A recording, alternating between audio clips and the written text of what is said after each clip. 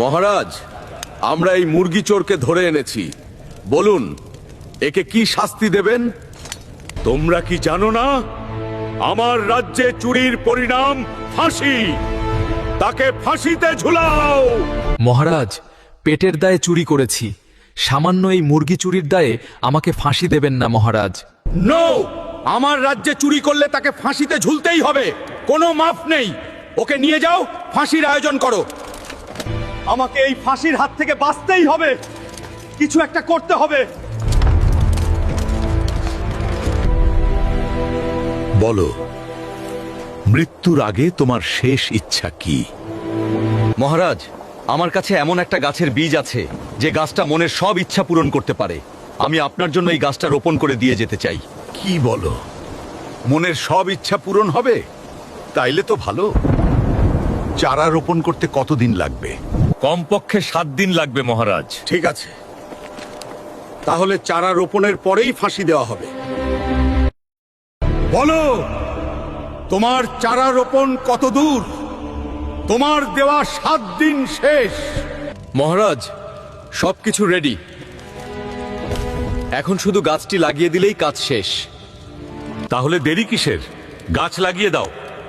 মহারাজ, এই গাছ আমি লাগালে হবে না। কেন? এই গাছ এমন একজনকে লাগাতে হবে যে জীবনে কখনো চুরি করে নাই।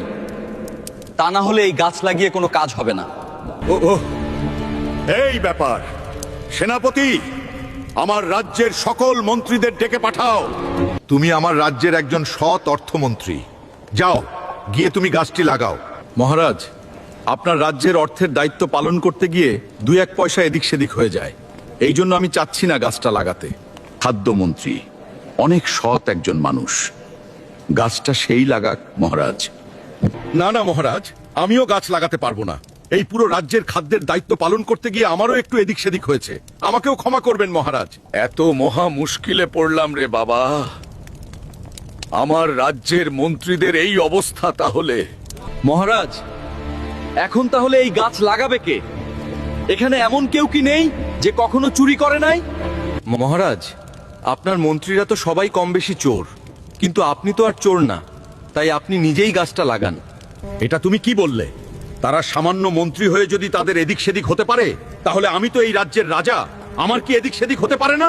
মহারাজ, তাইলে সামান্য মুরগি চুরির দায়ে একে ফাঁসি না দিয়ে মাফ করে দেন।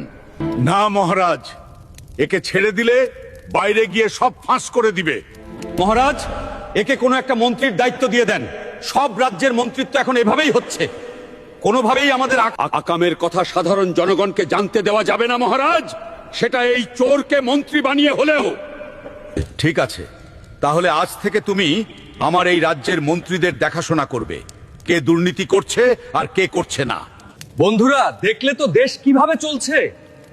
আমি একজন মুরগি চোর হয়েও আজকে মন্ত্রী পদ পেলাম। এ কিরে, খাল কেটে কুমির আনলাম নাকি?